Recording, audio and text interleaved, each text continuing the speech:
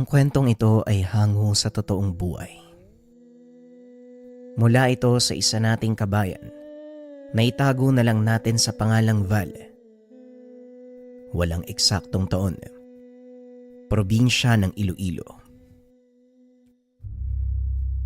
Nang mga panong ito, nakatira sa isang liblib na baryo sa probinsya ng Iloilo itong si Val.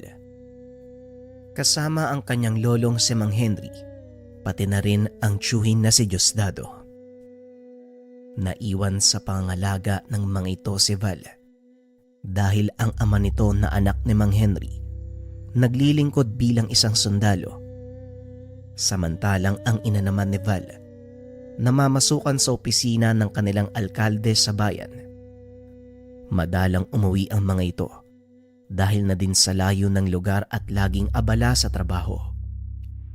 Kaunting pagpapaliwanag sa lokasyon dahil dito mangyayari ang pinakamahalagang kaganapan na tuluyang nakapagpabago ng buhay ng ating tampok na karakter. Nasa paanan ng isang bundok ang tahanan nila Mang Henry. Malawak na palayan ng paligid. Sa gawing dulo, hindi kalayuan sa kanilang tahanan matatagpuan ang isang malaking bukal. Ito ang nagsisilbing patubig sa mga taniman sa baba ng bundok. Buong taon, napakalakas ng agos nito na tila hindi nauubusan ng tubig. Sinasabing may waga ang lugar na ito dahil taon-taon may mga nawawalang bata sa lugar na ayon sa mga nakakatanda, kinukuha ng isang nilalang na ang kalahating katawan ay pagong at ang kalahati naman ay sa tao. Ito ang dahilan kung bakit mahigpit na ipinagbabawal ni Mang Henry na pumunta ang apo sa nasabing bukal. Hindi naman gaanong kalayuan, halos tanaw ito mula sa kanilang tahanan, kaya minsan nagagawang pumuslit ni Val. Ito ang dahilan kung bakit nagkaroon siya ng kakaibang karanasan. Atras tayo ng 5 taon. 10 taong gulang si Val ng mga sandaling ito. Nasa tugatog ng kakulitan. Madalas itong napapagalitan ng tiyuhin dahil na din sa katigasan ng ulo. Nang mga oras na yun, naghahandang umalis si Mang Henry at Diosdado papunta sa bayan para mamili ng abonong gagamitin sa kanilang sakahan. Vala po, alis muna kami ng Tio Henry mo ha. Huwag kang malikot. At lalong huwag kang pupunta doon sa bukal ano. Pag natsyempohan ka ng halimaw doon ako, siguradong yari ka. Wika ni Mang Henry. Opo lolo, dito lang po ako maglalaro. Tugon ni Val. Kilala ko yung mga ngitian na yan, Val ha. Humanda ka sa akin mamaya kapag nalaman kong naglaro ka na naman sa bukal. Wika ni Diosdado. Kagad itong inawat ni Mang Henry. Ano ka ba naman, Diosdado?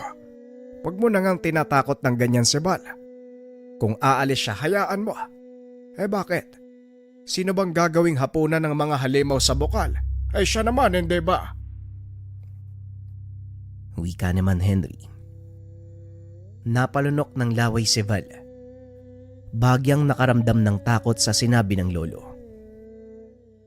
Pag-alis ng mga ito, pinili ng batang libangin ang sarili sa kanilang bakuran. Habang naglalaro, napansin nito ang ilang kabataang papunta sa bukal. Hakbang na sana ito nang biglang maalala ang sinabi ni Mang Henry. Ngunit bigla itong napaisip. Kung totoo man yung sinasabi ni lolo sa kani Uncle, bakit nagpupuntahan yung mga bata doon sa bukal? Tanong ni Val sa sarili. Hindi na malayo ng paslit na unti-unti nang humahakbang ang mga paa. Papunta ito sa bukal. Ilang sandali pa ay natagpuan nito ang sariling nakatayo sa mismong tabi ng umaagos na tubig. Inikot nito ang tingin sa paligid. Ngunit wala doon ang mga batang dumaan. Yaman din lang na naroon na siya sa lugar. Pinili na lang ni Val na magtampisaw. Hindi na namalay ng paslitang oras. Magtatanghali na. Bigla nitong naalala na pauwi na si Mang Henry at ang Chewin. Kaya dali-dali itong umahon. Kaso nga lang, bigla siyang nakakita ng maliit na puting bagay na lumulutang sa gilid ng bukal. Dinampot ito ni Val at dinala pa uwi. Dali-daling nagbihis at sinampay ang mga basang damit sa ilalim ng silong upang hindi makita ng dalawang nakakatanda. Naupo ito sa atangan ng kanilang bahay habang tinitignan ang napulot na bagay. Medyo matigas ang bagay na yon na nahahawig sa itlog. Ang pinagkaiba nga lang, mistulang papel ang puting bagay na nakabalot dito. Ilang sandali pa ay dumating na si Mang Henry. Hindi nakita ni Val ang Chewin, kaya nakahinga ito ng maluwag. Ay, salamat, nakauwi na din. Ano Val, hindi ka ba umalis ng bahay? Tanong ni Mang Henry. Siyempre po hindi lolo. Dito nga lang ako naglalaro sa bakuran, nakakatamad eh. Nagpunta lang ako sa sapa kasi gumulong papunta dun yung bola ko. Tapos nakita ko po to. Tugon ni Val. Magagalit na sana ito. Ngunit biglang nalihis ang atensyon ng matanda sa bagay na hawak ng paslit. Teka, mukhang itlog ng pagong ang isang to ah. Saan mo nakuha yan? Dyan po, sa may sapa. Medyo malapit lang ang sapa sa kanilang tahanan.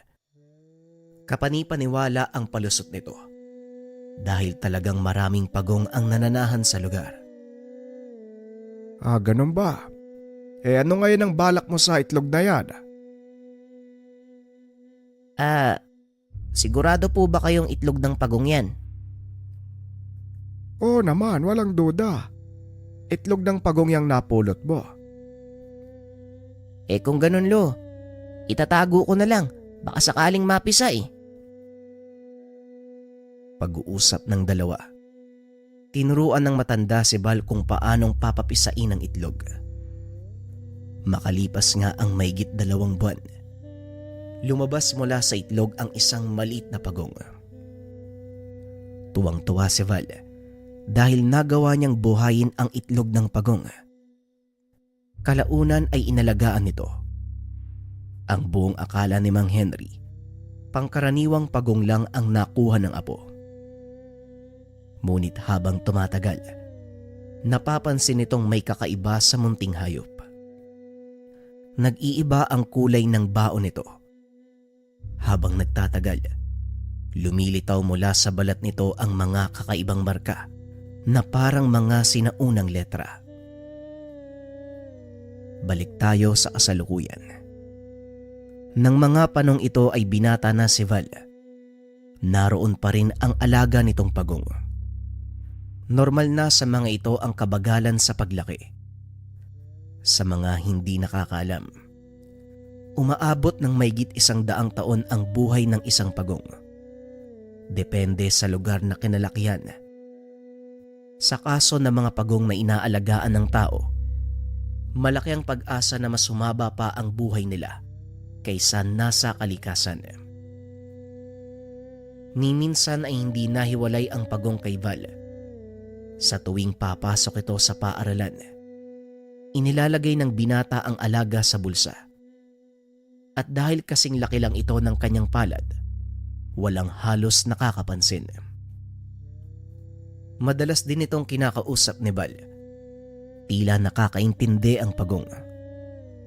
Sinusunod ang lahat ng sinasabi ng binata. Habang tumatagal, unti-unting nagpapakita ang kakaibang kakayahan ng pagong. Isang hapon, habang pauwi galing sa paaralan, biglang lumindol at ang daan papunta sa kanilang tahanan ay nasa gilid ng bangin.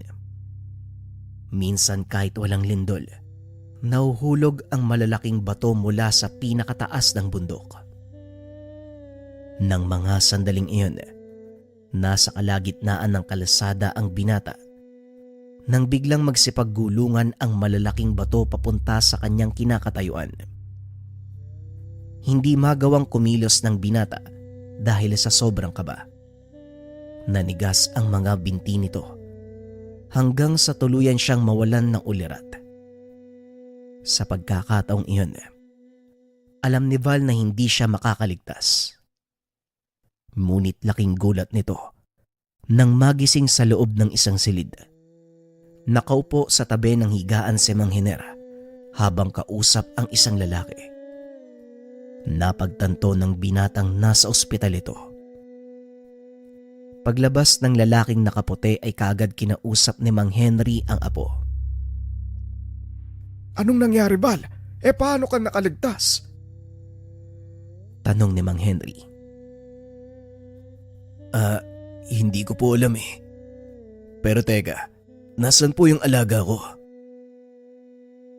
Tanong ni Val. Napakamot naman ng ulo si Diosdado dahil mas inalala pa nito ang alagang pagong. Ayos ka talaga, no? Naalala mo pa yung alaga mong pagong. Samantalang kamuntikan ka ng mamatay. Huwag kang mag-alala. Nasa bahay ang alaga mo. Sabihin mo nga kung anong nangyari. Ayon kasi sa mga nakakita sa'yo, sa laki ng mga batong gumulong pababa ng bangin, imposibleng makaligtas ang sino mang tatamaan.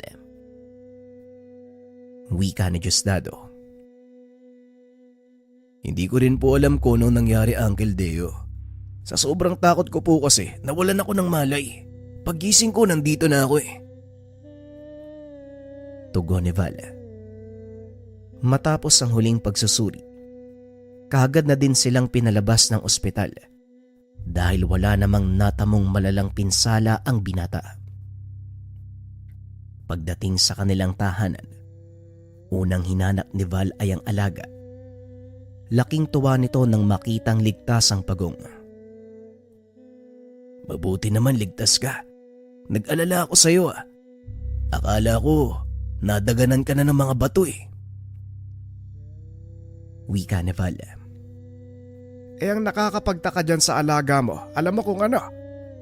Nakita ng mga nagligtas sa'yo ang pagong na yan na nakapatong sa dibdib mo. Wika ni Mang Henry. Paano naman po nangyari yun? Nasa bulsa ko siya nung mangyari yung pagguho. Tugon ni Val. Aba malay mo, nakagapang yan palabas ng bulsa mo. Nung wala kang malay ha. Pero nakakapagtaka pa din ang mga pagyayari eh. Wika ni Mang Henry. Hayaan mo na po, Lolo. Ang mahalaga, buhay po ako at wala pong nangyaring masama. Muling wika ng binata. Lingid sa kaalaman nito, may kinalaman ang alagang pagong sa pagkakaligtas at isang matanda ang nakakita sa buong pangyayari. Laking gulat ni Val nang pumasok ito sa paaralan dahil itinanong ng mga tao sa kanya ang tungkol sa alagang pagong. Hindi maunawaan ng binata ang nangyayari. Nalinawan na lang ito nang makausap ang kaibigan na itago na lang natin sa pangalang Tupe. Tupe, may alam ka ba sa mga nangyayari? Bakit palaging tinatanong ng mga tao sa akin yung tungkol sa alaga kong pagong? Wala namang nakakaalam nito, hindi ba? Tayo-tayo lang naman. Wika ni Val. Ewan ko din, Bal eh. Nagulat na nga lang ako ang sabi nila. Nung nabagsakan ka daw ng mga bato, may isang nilalang ang nagpakita. May hawak daw na malaking kalasag na gawa sa baon ng pagong. Tapos ang balat ng nilalang na yon, punong-puno ng mga nakasulat. Parang ganyan, no? Pagpapaliwanag ni Tupe, sabay turo sa alagang pagong ni Val. Kalokohan naman yan. Ang sabi nila nagbabagong anyo ang alaga ko. Baka lasing ang mga matandang nakakita. Wika ni Val. Si Manong Elyong Bal, yung taga dun sa kabilang baryo. Biglang tumawa ng malakas si Val dahil ang tinutukoy ng kaibigan ay ang matandang lasinggero na ang pangalan ay Mang Elyong. Naniniwala ang mga tao sa kanya. Alam naman nilang lasinggero yun. Wika ni Val. Hindi rin bali kasi kung minsan, totoo ang sinasabi ni Mang Elyong. Lalo na sa kababalagan ha. Isa siyang manggagamot o albularyo at para sa mga tao, isa itong uri ng kakaibang pangyayari. Tugon ni Tope. Napakamot na lang ng ulo si Val dahil kahit siya, hindi makapaniwala sa sinasabi ng kaibigan. Para malaman natin ang katotohanan, puntahan natin si Mang Elyong. Kasi sa totoo lang, naguguluhan na ako eh. At saka parang ayoko nang lumabas ng bahay dahil sa mga tanong ng tao. Wika ni Val. Pagsapit ng hapon pagkatapos ng klase, kaagad nilang tinungo ang bahay ni Mang Elyong. Ngunit hindi pa man sila nakakarating. Napansin ni Val na hindi mapakali ang alagang pagong na nasa bulsa. Nagpupumilit itong lumabas na tila may kinakatakutan. Kaya ang ginawa ni Val, inilabas niya ito sa bulsa at hinawakan. Ilang minuto pa ng paglalakad, narating ng dalawa ang tahanan ng matanda. Ngunit sa kasamaang palad, wala ito sa lugar. Mukhang kailangan natin siyang antayin dito ah. Ganitong oras kasi ang punta niya sa baryo para bumili ng lambanog. Siguradong pasuray-suray na naman yun pag uwi dito. Wika ni Tope. Ayos lang. Wala naman akong gagawin sa bahay eh. Ikaw, baka mapagalitan ka ng tatay mo ha? Wika ni Val. Hindi rin. Wala sila nanay sa bahay eh. May pinuntahan. Mag-isa nga ako ngayon eh. Pag-uusap ng dalawa. Isang oras mahigit ang nakalipas. Natanaw na ni Tope si Mang Elyong at kagaya ng inaasahan, lango na ito sa alak ng dumating. Oh, nandito na siya Balo. Maganda ka. Paniguradong magagalit yan dahil nandito tayo sa loob ng bakuran niya. Wika ni Tope. Dali-dali namang tumayo si Val. Habang papalapit ang matanda, lalong nagiging maligalig ang alaga nitong pagong. Anong ginagawa nyo dito sa bakuran ko? Hindi nyo ba alam? Tapos na ang oras ng pagpapagamot. Ala sige, magsialis kaya. Wika ng matanda habang gigewang-gewang sa paglalakad. Hindi po kami magpapagamot, Tatang. May ilang katanungan lang po ako. Tugon ni Val. Inilapit ng matanda ang kanyang muka para maaninag ang muka ng binata. Ikaw nga ang batang yan. Sinasabi ko na nga ba, pupuntahan mo ko eh. Ano, nasa na ang alaga mong engkanto? Bakit hindi mo ilabas? Wika ni Mang Elyong. Yun nga po ang gusto naming malaman, Mang Elyong. Dahil hindi ko po alam kung anong nakita nyo nung araw na lumindol. Nawalan po ako ng malay eh. Nagising na lang ako sa loob ng ospital. Tugon ni Val. Sa tingin mo, maniniwala kong hindi mo nakita ang nilalang na subangga ng malaking batong tatama sa'yo. Ay nako, kalokohan. Muling wika ni Mang Elyong. Matapos ay lumagok ito ng dalang bote. Kaso nga lang wala na itong laman, kaya naglakad palayo ang matanda. Teka, Manong, saan po kayo pupunta? Tanong ni Val. Eh Bibili ko ng lambanog. Naubos na eh. Naku Bal, gawa mo ng paraan. Dahil buong gabi siyang nagpapabalik-balik sa baryo hanggang sa tuluyang makatulog sa kalasingan. Wika ni Tope. Ganito ang nangyayari sa matanda sa tuwing malalasing. Pupunta sa baryo para uminom ng isang galong lambanog.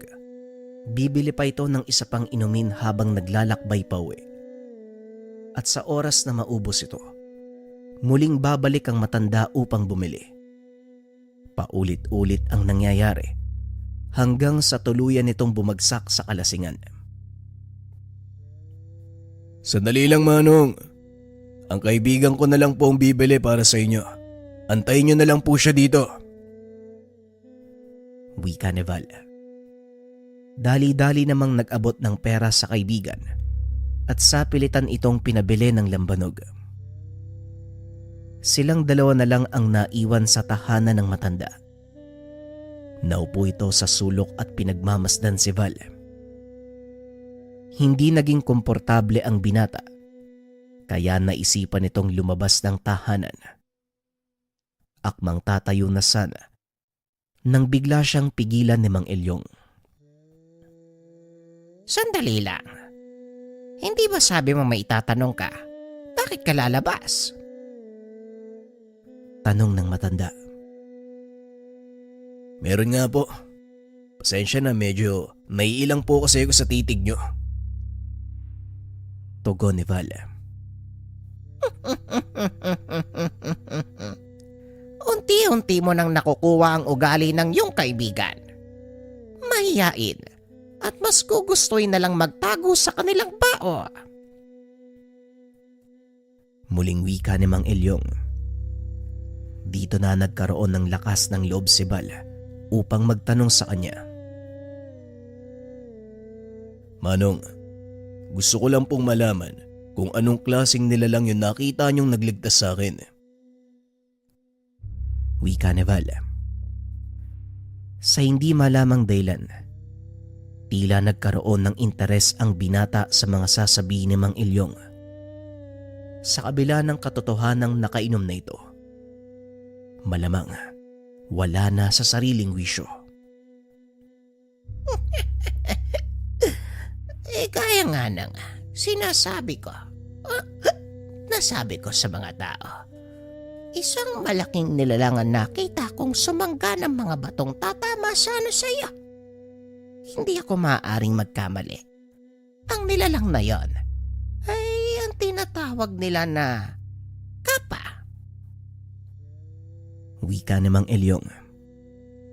Hindi pamilyar sa binata ang sinasabing nilalang ng matanda dahil noon pa lang niya ito narinig. Kapa? Ano po yan, Manong? Pasensya na ha. Ngayon ko lang kasi narinig ang nilalang na yan eh. Wika ni Val. Alam kong sasabihin mo ang bagay na yan. Natural lang, wala kang alam tungkol sa mga nilalang na sinasabi ko. Dahil hindi naman sila orihinal na taga dito sa ating bansa. Mula sila sa bansang Hapon. Wika ni Mang Elyong. Nanlaki mga mata ni Val sa sinabi nito. Bansang Hapon? Paano po yun nakarating dito? Tanong ni Val.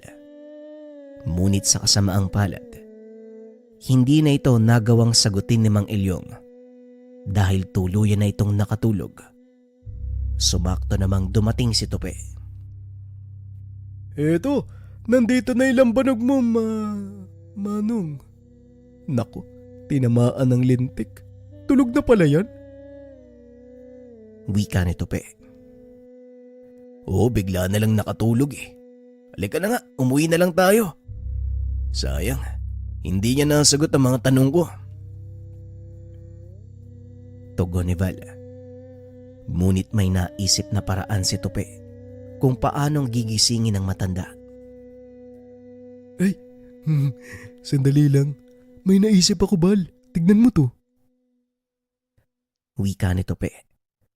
Sabay bukas ng galon ng lambanog. Itinapat ito sa ilong ng matanda. Sa isang iglap lamang, tila binuhusan ng malamig na tubig si Mang Elyong.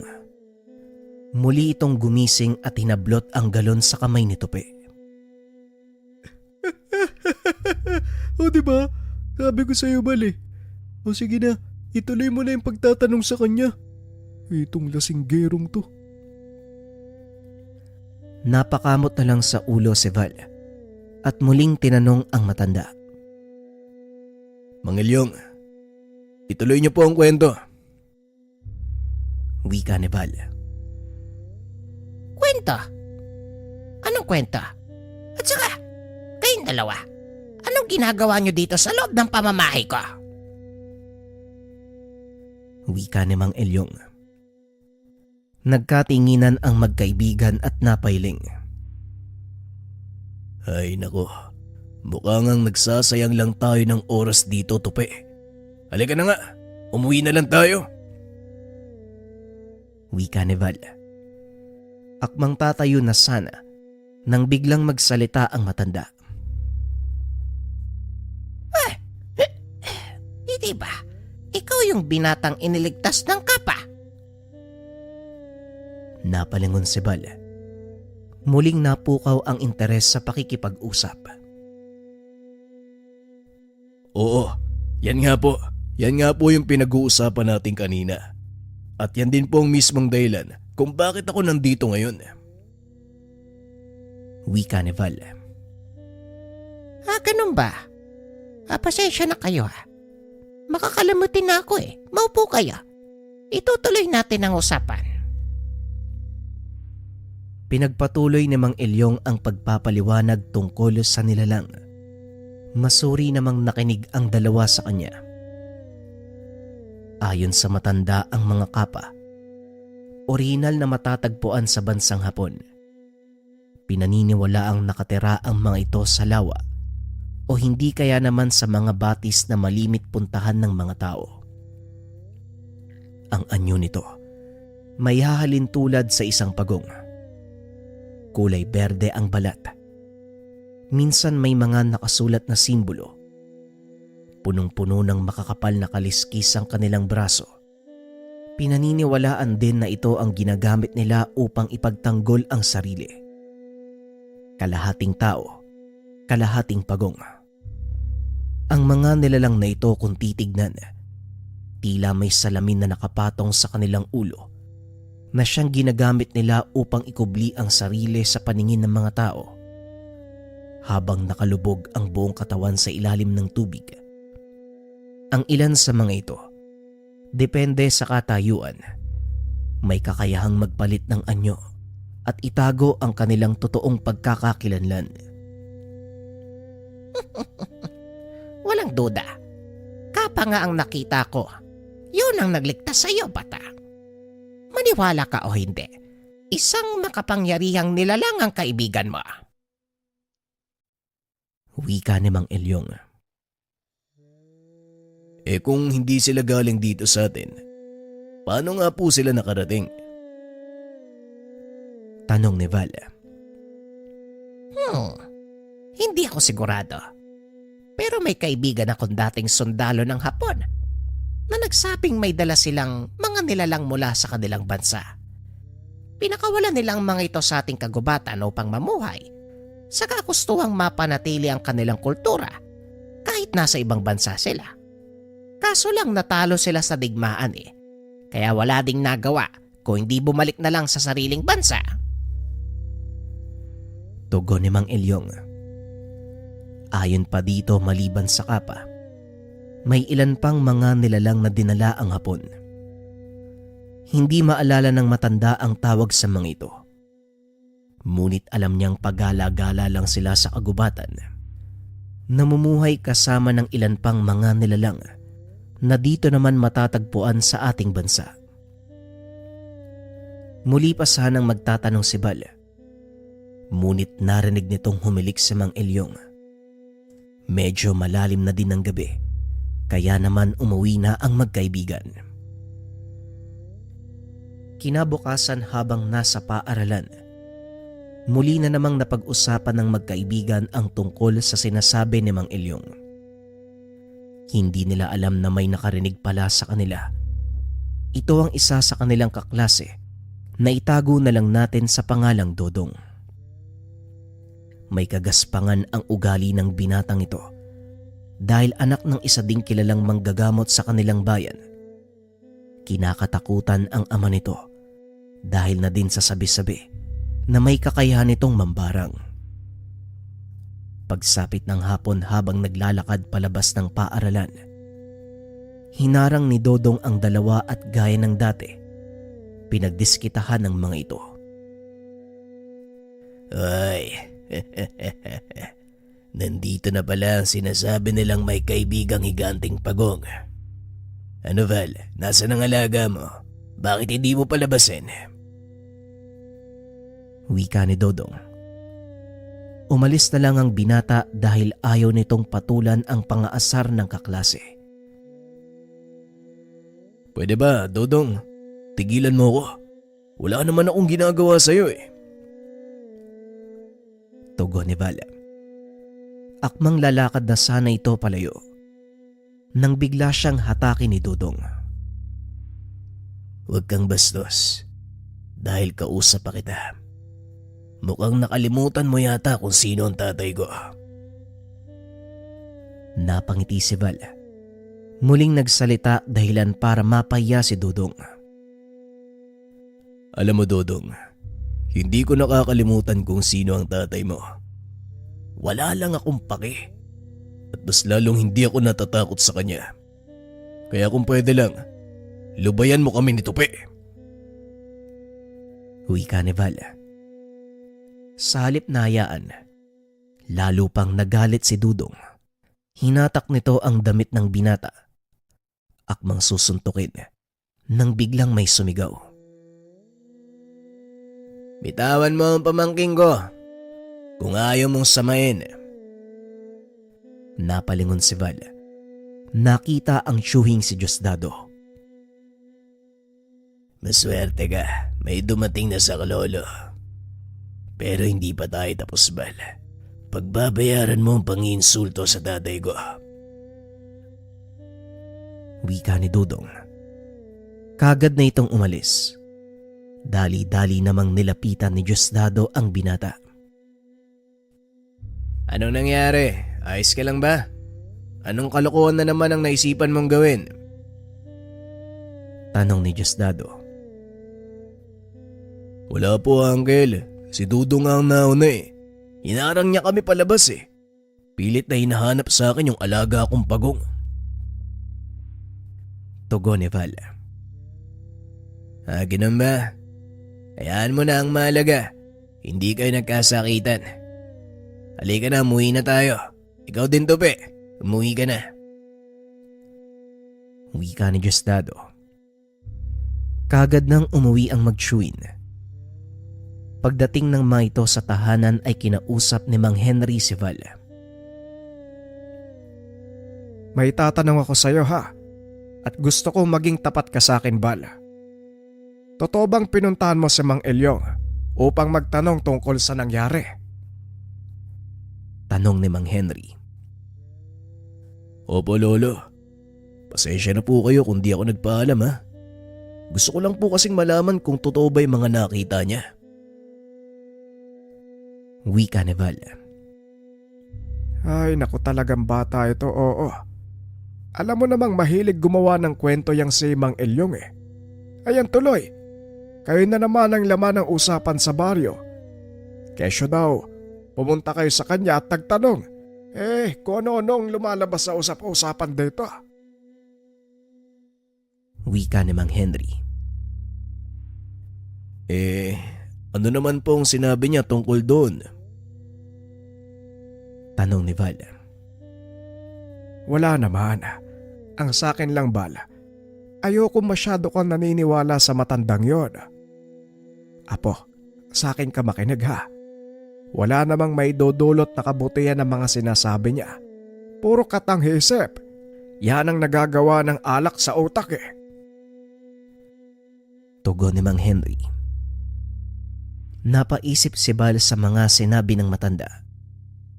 Napagtanto na tama ang sinasabi ng kanyang lolo.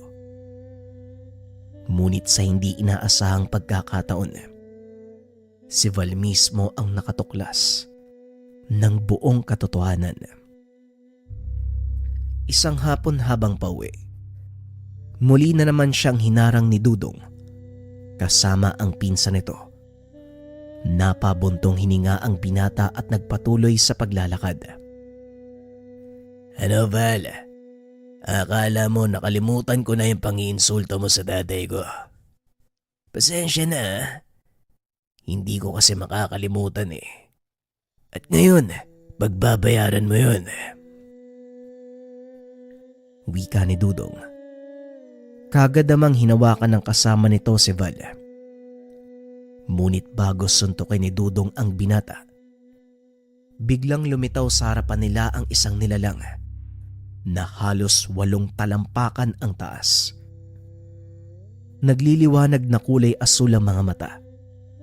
Kalahating tao, kalahating pagong ang nilalang na ito. At gaya ng pagpapaliwanag ni Mang Elyong, ito ang nilalang na nakita ng matandang nagligtas kay Val. Hindi makapagsalita ang binata sa mga nakikita. Maging si Dudong, halos maiyi sa kinakatayuan nang mapagtantong isang halimaw ang nakatayo sa kanyang harapan. Umangil ang nilalang. Itinaas ang kamao para suntukin si Dudong. Nang bigla itong mawalan ng malay, kaagad namang tumakbo ang pinsan nito. Ngunit hindi pa man nakakalayo, naabutan siya ng malalatigong buntot ng nilalang. Hindi ito nagsasalita, ngunit batay sa angil ng nilalang, nagbibigay ito ng babala na wag nang uulitin ang kanilang ginawa. Matapos ang pangyayari, dali-daling hinatak ng nilalang si Val papasok ng kagubatan. Patuloy sa pagtakbo ang mga ito habang nakatulala pa din ang binata. Huminto sa pagtakbo ang nilalang. Napansin ni Val na narating na nila ang bukal kung saan ito natagpuan ang itlog ng pagong.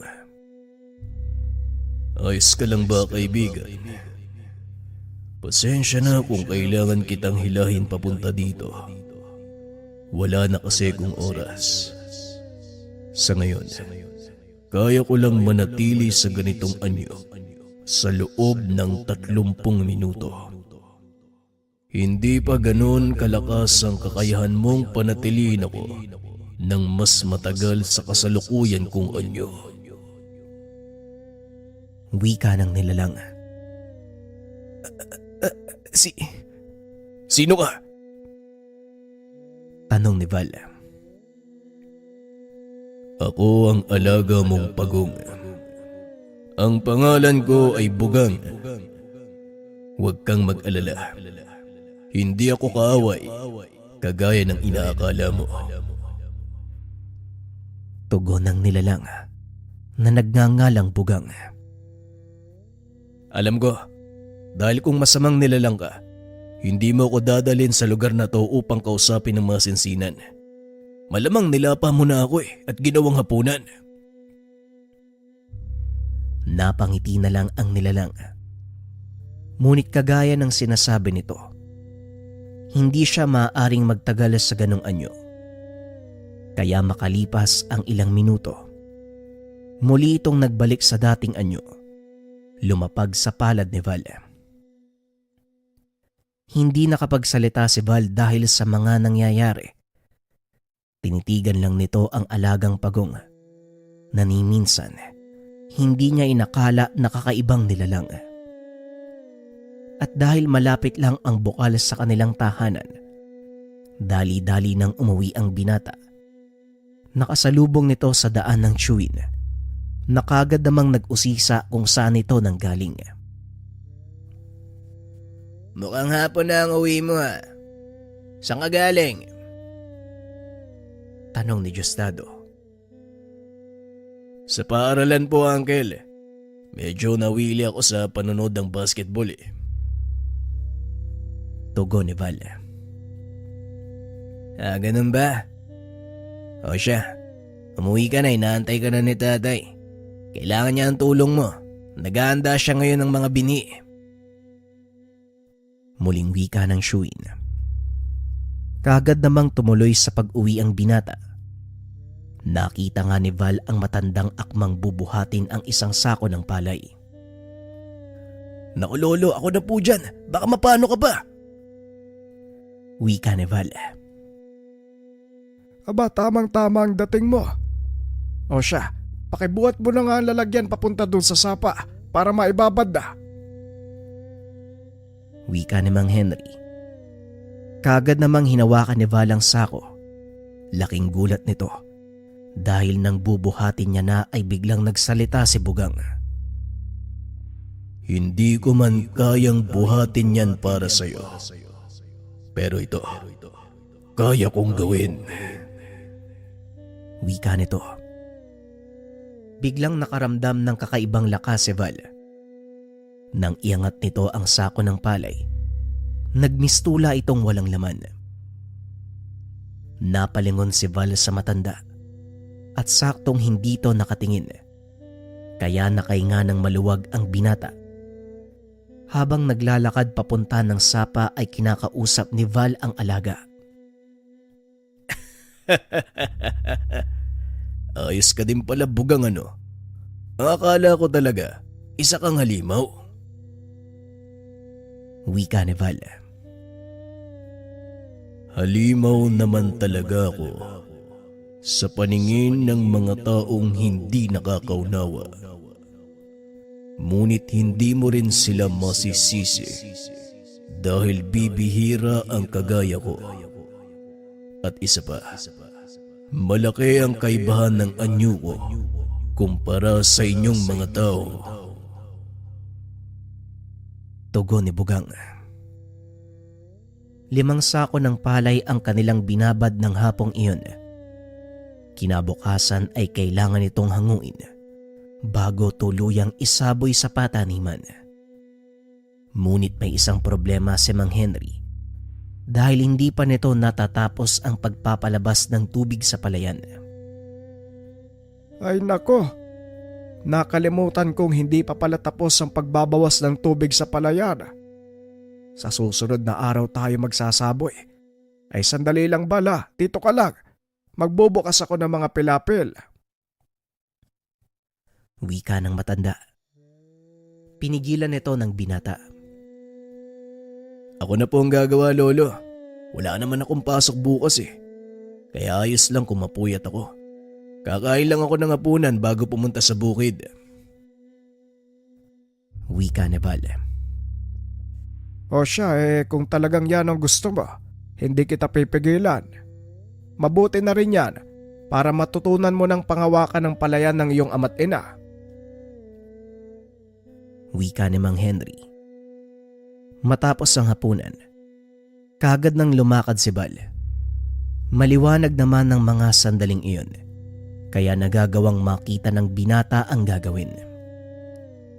Ngunit hindi inaasahan ni Val na muling magpapamalas ng kakayahan ang alaga. Sa pagkakataong ito, kontra sa isang nilalang na nisay nagap, hindi inakala ng binatang totoo. Habang abala sa pagpapala ng mga pilapil, kung saan dadaan ang palabas ng tubig, biglang nakarinig ng malakas na iyaw ang binata. Nung una ay 1 beses lang. Ngunit ilang minuto ang nakalipas. Laking gulat nito. Sunod-sunod na huni ng kung anong nilalang ang narinig ni Val. Sa pagkakataong iyon, napahinto ang binata at tumingala. Nanlaki ang mga mata nito nang biglang humarang sa liwanag ng buwan ang anino ng isang nilalang. Tila isang malaking paniki ang paikot-ikot sa himpapawid. Lalong kinabahan si Val nang makita itong bumulusok pa ibaba. Mula sa kagubatan sa tabi ng palayan, nakita nitong tumatakbo palabas si Bugang. Naalala ng binatang iniwan pala nito ang alagang pagong. Sinabihan nito si Val na dumapa. Sabay salo sa nilalang. Itinapon nito palayo, dahilan para tumama sa isang puno ng nyug. Dali-daling tumakbo si Bugang papunta sa kinaroroonan ng nilalang. Wala itong tigil sa pagsuntok hanggang sa hindi na makakilos. Walang yang aswang. Hanggang dito ba naman? Sinusundan pa din nila ako. Wika ng nilalang. Dahan-dahan namang naglakad si Val papunta kay Bugang. Anong uri ng nilalang yan? Tanong ni Val habang nanginginig sa takot. Isa itong uri ng aswang. Kubot ang tawag sa kanila. Kadalasang nambibiktima ng mga tao. Bakit mo kasi ako iniwan? Tugon ni Bugang. Pasensya ka na. Hindi ko naman kasi inaasahan na may sasalakay sa akin eh. Wika ni Val. Hindi bale. Ang importante, alam mong mapanganib ang lumabas tuwing gabi. Lalong-lalo na kapag mag-isa ka. Tugon ng gabay. Ngunit biglang naalala ng binata ang sinabi nito. Naalala ko lang, Bugang. Nabanggit mo na sinusundan ka ng mga kubot na yan. Bakit naman? Tanong ni Val. Tama ka. Mula sila sa pinanggalingan kong mundo. Inubos sila ang mga kalahi ko at ako na lang ang nag-iisang naiwan. Pinili kong umalis para sa kaligtasan. Pero hindi kubot ang pinakakalaban dito, kung hindi isang uri ng ahas. Tugon ni Bugang. Gusto ko sanang marinig yung kwento ng buhay mo eh. Kaso ilang minuto na lang itatagal mo. Wika ni Val. Hindi, Val. Tuwing kabilugan ng buwan, maaari akong manatili sa ganitong anyo ng matagal. Kaya kung gusto mong marinig ang totoong nangyari sa akin, halika, tutulungan kita sa gawain mo habang nag-uusap tayo. Pinaliwanag ni Bugang ang buong pangyayari. Ayon dito, totoo ang sinabi ni Mang Elyong na hindi nga sila mula sa bansa. Dinala sila ng dayuhan kasama ang kanyang pamilya. Bagaman naging mahirap ang biglaang pagbabago ng lugar, pinilit ng angkan ni Bugang na makiangkop at mamuhay ng payapa. Sa paglipas ng mga taon, naging matiwasay ang buhay nila kasama ang ibang lokal na nilalang. Hanggang sa tuluyan silang tanggapin sa lugar na pinagdalhan sa kanila. Gumawa ng sariling teritoryo ang pamilya ni Bugang. Iginalang naman ito ng ibang nilalang. Pinili nila ang bukal na malapit sa tahanan ni Val. Ngunit sa kalagitnaan ng katahimikan, sinalakay sila ng pangkat ng mga kubot. Isa-isang pinagpapapatay ang kanyang mga kaanak. Matatanda na ang mga ito, kaya hindi na nagawang maipagtanggol ang mga sarili. Paslit pa lang si Bugang ng mga sandaling ito. Sa murang edad, nasaksiyan niya ang kalupitan ng mundong ginagalawan. Ito din ang naging dahilan para tuluyan niyang lisanin ang kanilang mundo. Pinili nitong isakripisyo ang sariling buhay para muling ipanganak at doon nagsimula ang sama nila ni Val. Hindi naman ito makapaniwalang totoo ang lahat ng sinabi ni Mang Elyong. Lalo pa nang inamin ni Bugang na siya ang nagligtas kay Val nung naganap ang lindol. Ipinakita din ni Bugang ang mga bagay na kaya nilang gawin, kagaya na lamang ng pagtatawag ng isda o pagpapatubo ng halaman. Ngunit ang pinaka nakakamangha sa lahat ay ang kakayahan ng kapa na magpagaling ng kanilang mga sugat. Pinutol ni Bugang ang sariling braso. Nanlaki ang mga mata ng binata dahil nakita niya itong tumubo. Pero napakalakas mo, Bugang. At alam kong gaya mo, malakas din ang mga kalahi mo. Bakit hindi nyo nagawang lumaban? Wika ni Val. Masyado nang masakit ang pangyayari, Val. Pero sige, ipapaliwanag ko pa rin. Ayon dito, isang tao ang nakilala nila at naging kaibigan. Pinagkatiwalaan ng mga kaanak ni Bugang ang taong iyon. Umabot pa sa punto, inilahad ng mga ito ang kanilang pinakainiingatang sekreto, ang kanilang immortalidad at kung saan ito nagmula. Magtitiwala ako sa iyo dahil ikaw ang nagligtas ng buhay ko. Kaya sana wag mo kong bibiguin. Ang sikreto ng aming walang hanggang buhay ay ang kristal na nakapatong sa tuktok ng aming mga ulo. At sa oras na babasag ito o makuha sa amin, unti-unti kaming mamamatay. Yon ang ginawa ng taong pinagkatiwalaan ng aking ama.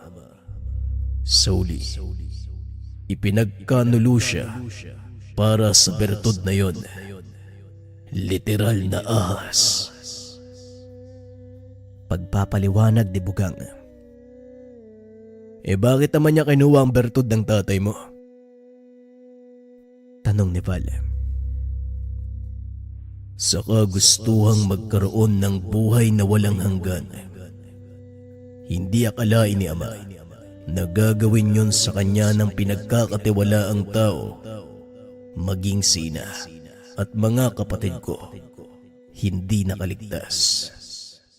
Ginamit ng ahas na yon ang mga kubot para makuha ang kanyang gusto. Unti-unting naging maliwanag kay Val ang nangyari. Bagya itong nalungkot sa mga narinig. Dahil minsan pang pinatunayan ng karanasan ni Bugang ang pagiging sakim ng mga tao. Pasensya ka na, Bugang, sa ginawa ng mga kalahi ko, ha? Pero sinisiguro ko sa'yo, hindi ako kagaya ng iba. Wala akong pakialam sa pagiging immortal. Ang gusto ko lang mamuhay ng payapa at mamatay ng maayos pagdating ng panahon. Wika ni Val. Sa mga hindi nakakaalam, ang mga kapa ay nilalang na netibo sa bansang Hapon. Sinasabing ang mga ito ay may kakayahang magpatubo ng anumang uri ng halaman, gumamot ng kahit anong pinsala sa katawan. Sinasabing dahil sa taglay nilang kakayahan sa pagpapagaling, nananatiling immortal ang mga ito, at ang pinanggagalingan ng kanilang kapangyarihan ay ang malakristal nilang bumbunan. Sa oras na babasag ito, unti-unti silang tatanda. Mawawala ang kakayahang pagalingin ng sarili at kalaunan ay mamamatay. Kinakatakutan din ang kapa sa bansang pinagmulan nito dahil sinasabing kumakain sila ng mga naliligaw na tao sa kanilang teritoryo. Ngunit sa kabila ng takot na dala ng mga kapa, may ilang naniniwalang nagbibigay sila ng swerte. Kaya ang mga aristokratang pamilya sa bansang Hapon nagpapagawa ng sariling lawa sa kanilang bakuran. Naglalagay ng mga dambanang nag-iimbita sa mga nilalang na manirahan doon. Balik tayo sa kwento. Muling naalala ni Val ang kwento ng kanyang lolo Henry tungkol sa bukal. Hindi napigilan ni Val ang sariling magtanong tungkol dito. May naikwento sa akin si lolo tungkol sa pagkawala ng mga tao sa bukal. Kayo din bang may gawa nun? Tanong ni Val. Oo. Ginagawa namin yun dahil ginagambala nila ang aming tahanan. Sinusubukan nilang sirain Kaya pinagtatanggol lang namin ang lugar. Nanlaki ang mga mata ni Val sa mga sinabi ni Bugang. Dahil ayon din sa kwento ni Mang Henry, kinakain ng mga kagaya ni Bugang ang mga taong nawawala. E di totoo pala yung sinasabi ni Lolo. Kinakain niyo yung mga taong nagpupunta sa bukal. Muling tanong ni Val. Nagulat ito sa sinagot ng gabay. Oo, kinakain namin sila. At ang pinaka-paborito kong parte, utak ng tao. Tugon ni Bugang. Habang pinakikiramdaman ang reaksyon ng binata. Nang mapagtantong natatakot na ito, biglang tumawa ng malakas ang kapa. Nagbibiro lang ako. Kung makikita mo lang sana ang mukha mo ngayon. Pangit. Hindi totoo ang mga narinig mo. Nililigaw lang namin sila. May kakayahan kaming magbukas ng ibang dimensyon papunta sa ibang lugar. At doon namin sila dinadala. Kaya marami sa kanila ang hindi na nakakabalik. Wika ni Bugang. Hindi na namalaya ng 2 ang oras. Napansin na lang ni Val na may papalapit na sulo. Napagtanto, si Diosdado ang paparating. Hindi na ako magtatagal. Dahil baka makita ako ng tiyuhin mo. Wika ni Bugang. Muli itong nagbalik sa pagiging pagong. Nang mga sandaling iyon, nakita ni Diosdado ang kubot na pinatay ni Bugang. Halos mapatalon ito sa takot. Saan ang galing ang nilalang na yan, Val? Sinong nakapatay dyan? Tanong ni Diosdado. Hindi ko alam, Uncle eh. Nagulat na lang ako. Bigla yang bumangga sa puno ng nyug eh. Pagsisinungaling ni Val. Napasapo ito ng noo dahil nakaligtaan nilang ayusin ang katawan ng kubot. Bumangga sa puno ng nyug. Seryoso ka ba, Val? Eh sino namang walang utak yung babangga sa puno ng nyug? Wika ni Diosdado. E di sino ba? Yung nilalang na yan? Tugon ni Val. Puro kakalokohan. Sabihin mo sa akin ang katotohanan. Sino ang nakapatay sa nilalang na yan? Muling tanong ni Diosdado. Kung sasabihin ko sa'yo, hindi ka din naman maniniwala, Uncle eh. Sabihin mo, subukan mo ako. Ito, Uncle, si Bugang, siya ang pumatay sa aswang na yan. Tugon ni Val. Tumawa ng malakas si Diosdado nang makita ang pagong na nagtatago sa kanyang bao. Yan? Ano naman ang magagawa ng kakaranggot na... Hindi na ituloy ni Diosdado ang sasabihin. Biglang nagbago ang anyo. Sa mismong harap niya si Bugang. Napasigaw ito sa sobrang takot. Ngunit hindi niya magawang tumakbo dahil nakapalupot sa kanya ang mahabang buntot ng nilalang. Pasensya ka na, Val. Nakalimutan kong iligpit ang kubot. Yaman din lang na nakita na ito ng tiyuhin mo. Wala na sigurong dahilan para magtago pa ako. At ikaw naman, Diosdado, sino ang tinatawag mong kakaranggot? Wika ni Bugang. Pilit namang pinipigil ni Val ang pagtawa dahil kitang-kita sa liwanag ng sulo ang pamumutla ni Diosdado. Ayos lang, Bugang. Yun nga lang, tinakot mo ng gusto si Uncle eh. Tara, itago na muna natin yung kubot.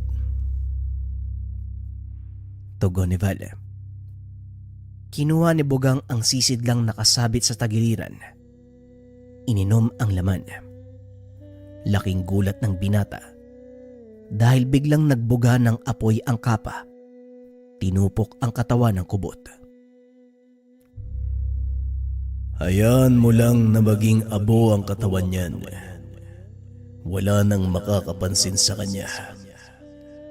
At ikaw naman, Diosdado, sa oras na ipagkalat mo ang nangyari dito, tandaan mo, hahanapin kita at ikaw ang gagawing kumpulutan.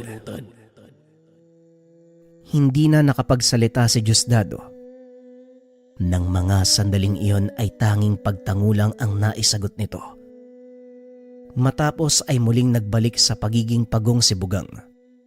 Saka pa lamang nahimasmasan si Diosdado. Anak nang, saan ang galing ang nilalang na yon? At bakit alam niya ang pangalan ko?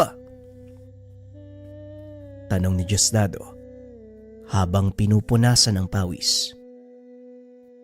Kalma lang, Uncle. Sinabi ko na sa'yo, siya ang alaga kong bagong. Huwag kang mag-alala, binibiro ka lang niya. Hindi sila kumakain ng tao. Tugon ni Val. Akmang babatukan sana ni Diosdado ang binata nang bigla itong awatin ni Val. Hop, sandali lang, Uncle. Alam mo ba kung bakit napatay ni Bugang ang kubot? Sinugod kasi ko ng nilalang na yan. Sa makatuwid, kapag merong tao ang gusto na saktan ako, lalabas si Bugang at ipagtatanggol ako. Yan ang iiwasan mo. Biglang napahinto si Diosdado. Ibinaba ang kanyang kamay. Inayang umuwi ang binata.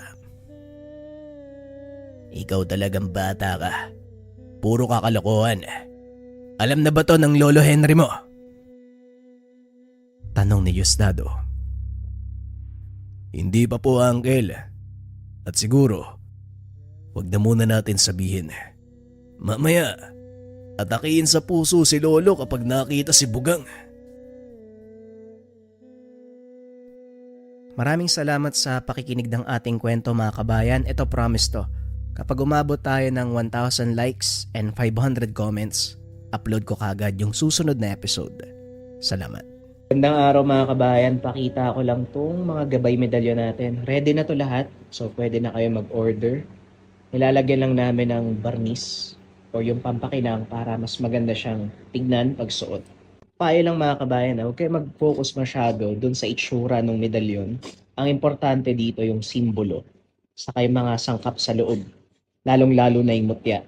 Na syempre, yung orasyon na kasama nito, yun yung pinaka-importante.